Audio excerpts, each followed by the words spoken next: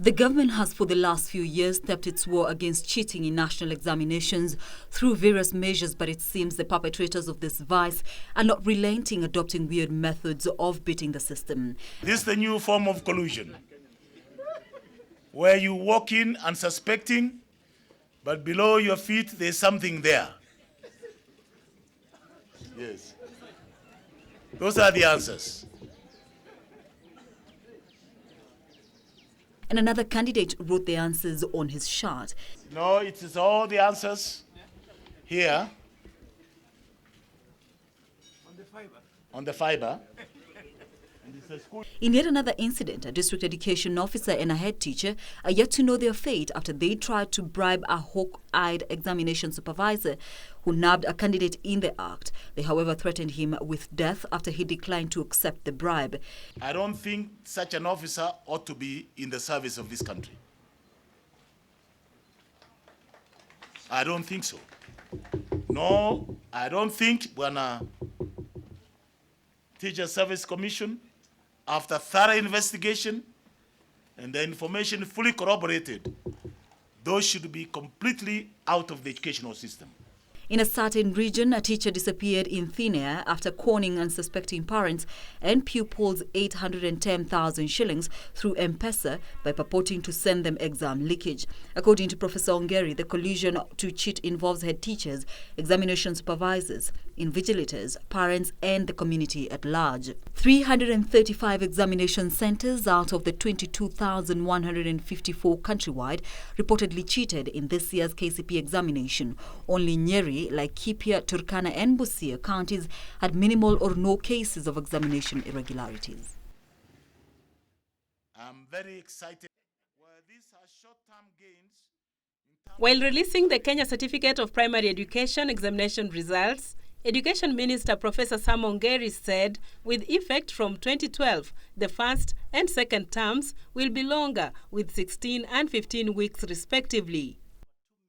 In order to ensure that there is peace and calmness during examinations, my ministry, in consultation with stakeholders, has found it necessary to have an examination season.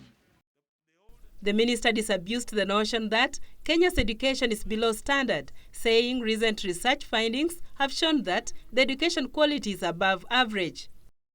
This is evidence of efficient implementation of the curriculum and that the quality of our education is still above average.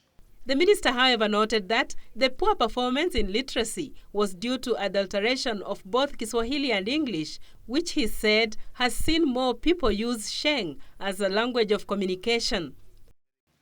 The low ranking in literacy, behind 4 countries, including Tanzania, our neighbor, who topped in literacy, is a matter of concern to me and my ministry.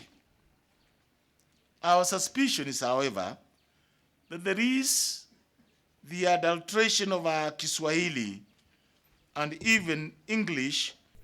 The minister warned parents and teachers against forcing children to repeat classes, noting that research had shown that overage candidates perform poorer in examinations. Forcing children to repeat increases their age at the end of the cycle, and research findings have clearly shown that children perform poorer when they are older. Judith Akolo, the news at 9. Kagire Christine Muthoni was joint top nationally alongside Irungu Martin Waiharo, both from Nairobi County, with 442 out of the possible 500 marks.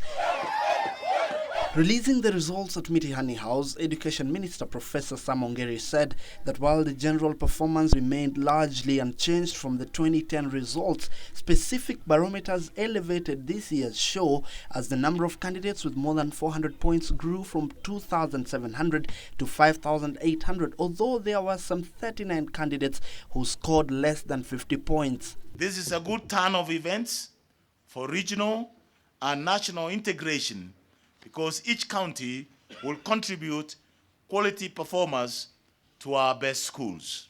Compared to 2010, the performance in English and Kiswahili had dropped from 49 to 47% and 42.7 to 42.4% respectively, a similar trend witnessed in mathematics and social studies. But there were improvements in science and religious education. We would like the leaders to pay attention to this issue. Selection for Form 1 admission is expected to take place next month. So we do hope that the transition rate could be higher this year, maybe 75% or more. Better performance in Kcpe examinations and expanded opportunities in terms of enrollment in secondary schools presents a new challenge altogether. That even if you did not score the required marks to be able to join a secondary school, you can at least be able to access education.